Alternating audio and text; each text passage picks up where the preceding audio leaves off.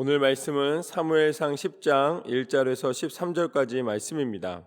새 마음을 주셨더라 라는 제목으로 함께 나누도록 하겠습니다. 이스라엘이 하나님께 이제 왕을 요청하였습니다. 그때 하나님께서는 이 사무엘에게 말씀하셨습니다. 그들이 나를 버렸다. 그들은 더 이상 나의 통치와 나의 인도함보다는 그들 안에서 무언가 스스로 계획을 세우고 스스로 통치를 받기를 원한다라고 말씀하셨습니다. 그때 사무엘은 슬펐지만 하나님의 말씀을 들으면서 그 말씀대로 순종하여 이제 왕이 될 사람을 찾기 시작하였습니다. 하나님 명령대로 찾았습니다. 그리고 찾은 사람이 바로 오늘 말씀의 사울입니다. 오늘 말씀의 시작은 이렇습니다. 1절부터 보면 이에 사무엘이 기름병을 가져다가 사울의 머리에 붓고 입맞추며 이르되 여호와께서 내게 기름을 부으사 그의 기업의 지도자로 삼지 아니하셨느냐.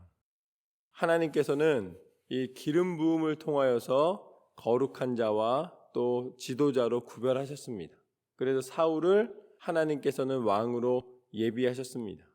그런데 다윗 때도 그렇고 사울 때도 그렇고 이 기름을 붓자마자 바로 왕이 되거나 기름을 붓자마자 어떤 통치자가 되거나 바로 변화가 일어나지 않습니다. 그냥 일단 기름을 붓는 거예요. 그래서 하나님께서 그를 택하셨다, 그를 인도하신다는 것을 나타내십니다. 왜냐하면 기름 부은 다음에 아무 일도 일어나지 않습니다. 그러나 이제 예언이 되는 것이죠.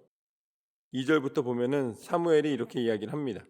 내가 오늘 나를 떠나가다가 베냐민 경계 셀사에 있는 라헬의 묘실 곁에서 두 사람을 만나리니 그들이 내게 이르기를 내가 찾으러 갔던 암나귀들을 찾은지라 내 아버지가 암나귀들의 염려는 놓았으나 너희로 말미암아 걱정하여 이르되 내 아들을 위하여 어찌하리요 하더라 할 것이요 내가 거기서 더 나아가서 다볼 상수리 나무에 이르면 거기서 하나님을 배우려고 베델로 올라가는 세 사람을 만나리니 한 사람은 염소 새끼 셋을 이끌었고 한 사람은 떡 세 덩이를 가졌고 한 사람은 포도주 한 가죽 부대를 가진지라.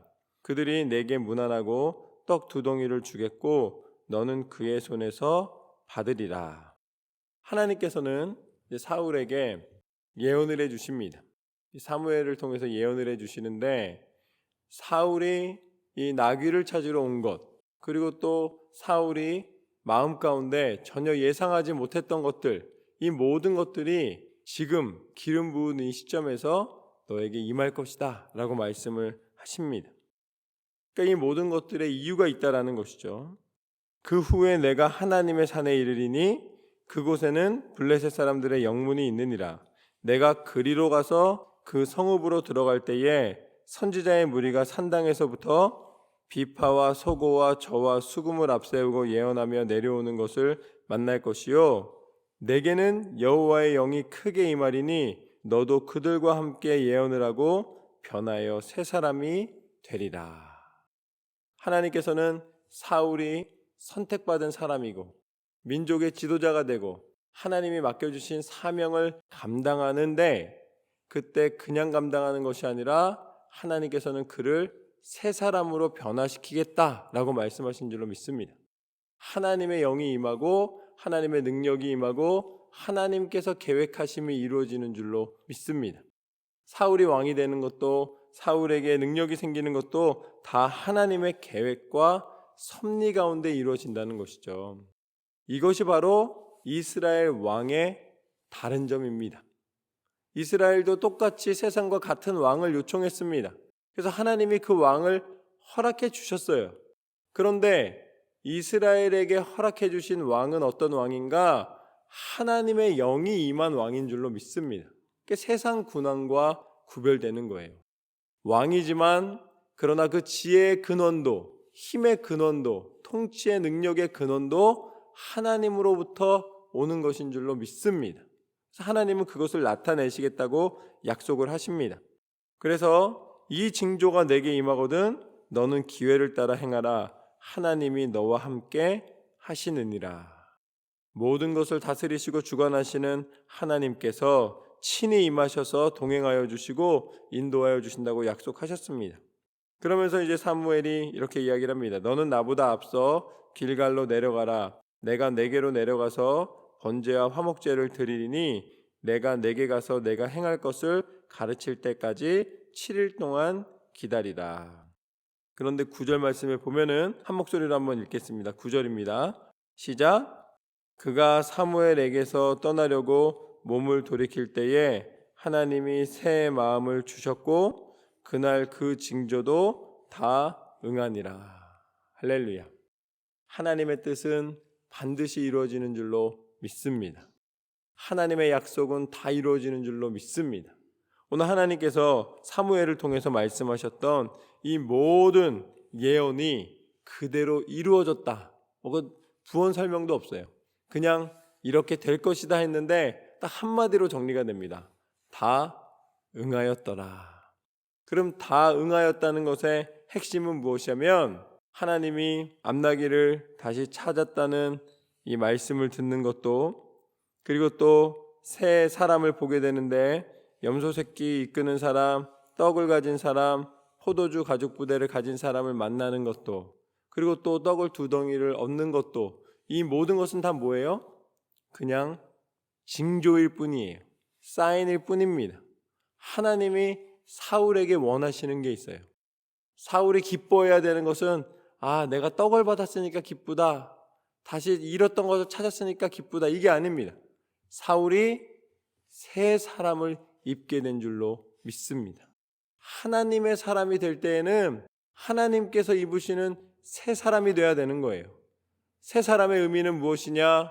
세상의 계획과 세상의 지혜와 세상의 능력을 통해서 나를 증거하는 삶이었다면, 새 사람은 하나님이 뜻하시는 대로 세움을 받아 하나님 앞에 순종하는 사람인 줄로 믿습니다. 예수님을 믿고 예수 그리스도 안에 새 사람을 입으라. 우리가 그리스도인 됐다는 것은 그리스도 안에서 새 사람이 되는 것인 줄로 믿습니다. 사울이 하나님 앞에 속한 지도자로 선택을 받았고 쓰임을 받은 것처럼 우리는 그리스도 예수 안에서 하나님의 사람으로 다시 거듭나야 되는 줄로 믿습니다. 하나님 이것을 말씀하시는 것입니다. 그 사람이 리더가 되고 그 사람이 하나님 앞에 쓰임을 받을 수가 있는 것이죠.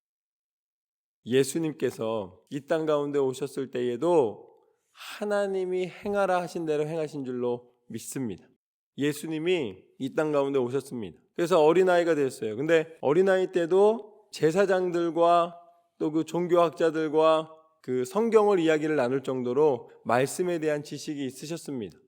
그렇지만 예수님의 공생애는 언제까지 시작되지 않았습니까? 30세가 되실 때까지 기다리셨다는 거예요. 그때까지는 아무런 기록이 없습니다. 묵수로 지냈어요. 중간에 기록이 없습니다. 그러다가 이제 예수님이 드디어 이제 세례 요한이 세례를 선포하는 그 시점부터 시작해서 예수님이 세례를 받으시고 광야에서 시험을 받으신 다음에 이제 드디어 가나안 혼인잔치의 역사가 일어나는 그 순간까지 하나님 앞에 기다렸고, 하나님이 친히 부르셔서 그 모든 것을 순종하심으로 말미암아 세상 가운데 참 구세주가 되시는, 하늘의 비밀을 알리시는, 모든 연약한 이들의 위로자가 되시고 친구가 되시는 그 모든 역사가 시작된 줄로 믿습니다. 하나님이 이끄시는 대로 인도를 받는 것이 거듭나는 것이고, 그것이 구원의 길이고, 그것이 새 사람을 입는 길입니다. 하나님은 그걸 원하시는 거예요. 그래서 오늘 말씀 가운데 이렇게 이야기를 하십니다. 10절 말씀부터 보면은 그들이 산에 이를 때에 선지자의 무리가 그를 영접하고 하나님의 영이 사울에게 크게 임함으로 그가 그들 중에서 예언하니, 전에 사울을 알던 모든 사람들이 사울이 선지자들과 함께 예언함을 보고 서로 이르되 기스의 아들에게 무슨 일이 일어났느냐, 사울도 선지자 중에 있느냐 하고, 그곳에 어떤 사람은 말하여 이르되 그들의 아버지가 누구냐 한지라. 그러므로 속담이 되어 이르되 사울도 선지자들 중에 있느냐 하더라. 사울이 예언하기를 마치고 산당으로 가니라. 하나님의 말씀이 온전히 임하였을 때에 사울은 하나님의 뜻을 전하였고 하나님의 영광을 나타냈고, 이 속담도 됐어요. 속담이 된 건 뭐냐면 사울이 변하여 하나님의 능력을 나타내는 사람이 되었다라는 것입니다. 결국은 새 사람이 됐다는 것인데 하나님의 사람은 하나님의 부르심을 통하여서 그 능력 가운데 들어가게 되는 줄로 믿습니다. 이것이 바로 무엇이냐? 하나님께서 사울을 통해 하나님의 손이 임하셨을 때에 그 모든 것이 변화되고 순종의 능력임을 말씀해 주신 것입니다. 그리고 그 말씀해 주신 대로 하나님 뜻하시는 대로 사울이 쓰임받는 이 모습을 통하여서 우리가 무엇을 볼 수 있느냐? 예수님께서도 하나님의 영적인 원리를 쫓아 철저히 순종하신 줄로 믿습니다. 예수님 마지막 십자가에 달려 죽으실 때에 예수님의 의가, 예수님의 어떤 마음속의 결단이 십자가를 지게 한 것이 아닙니다. 내가 십자가를 지어서 사람들한테 내가 사람들을 얼마나 사랑하는지 내가 나타내야겠다, 이렇게 계획하지 않으셨어요. 하나님 앞에 하나님, 내가 이 십자가를 지는 것이 인간의 육신을 몸을 입고 있는 이 상태에서는 너무나 두렵고 또 어렵고 또 고통스러운 일입니다. 그러나 내 뜻대로 마시고 아버지 뜻대로 하시옵소서. 예수님은 하나님 앞에 온전히 순종할 것을 결단하셨고 그 순종의 기도를 드리는 모습을 우리는 보게 됩니다. 그리고 기도하신 대로 순종하시사 십자가에 달려 죽기까지 끝까지 순종하신 줄로 믿습니다. 그러니까 이 십자가는 하나님께서 예수 그리스도를 하나님의 뜻대로 구원자가 되게 하시는 통로로 사용하신 줄로 믿습니다.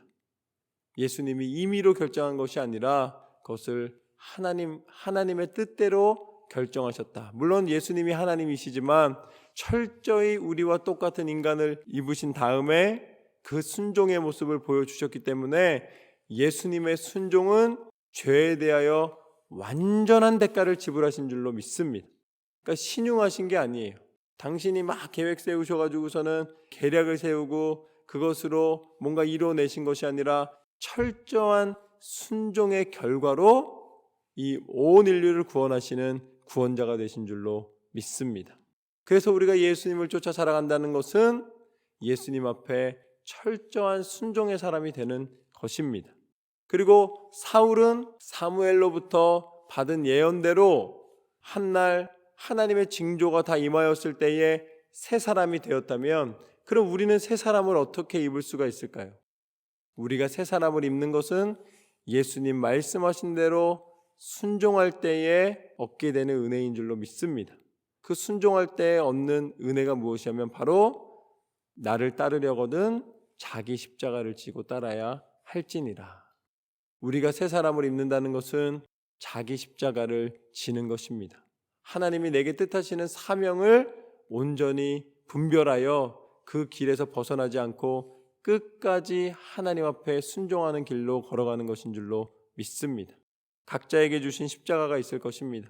그 길을 걸어갈 때에 하나님은 십자가로 끝나는 인생이 아니라 부활과 생명과 능력으로 예수 그리스도의 구원의 능력이 임하는 기쁨의 삶, 은혜의 삶을 허락하여 주신 줄로 믿습니다. 오늘 사울이 새 사람으로 변한 것처럼 다시 한번 순종의 사람으로 변해서 끝까지 말씀을 읽고 그 말씀대로 기도하고 하나님 앞에 온전한 믿음의 자녀로 믿음의 사람으로 나아가는 저와 여러분의 삶이 되시기를 주님의 이름으로 축원합니다.